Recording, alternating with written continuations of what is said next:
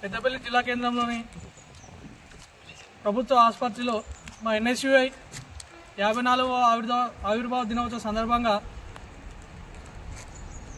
పేషెంట్లకు fruits bread పంపిణీ చేయడం జరిగినది. NSUI విద్యార్థుల పక్షాన ఎల్లప్పుడూ కొట్లాడతామని, విద్యార్థుల పక్షాన ఎప్పుడు నిలబడతామని చెప్పి సందర్భంగా తెలియజేసుకుంటూ ఈ కార్యక్రమానికి విచ్చేసిన NSUI నాయకులకు, NSUI ఉపాధ్యక్షులకు, ప్రధాన కార్యదర్శులకు అందరికీ కూడా నా హృదయపూర్వక శుభాకాంక్షలు తెలియజేసుకుంటూ సెలవు తీసుకుంటాం.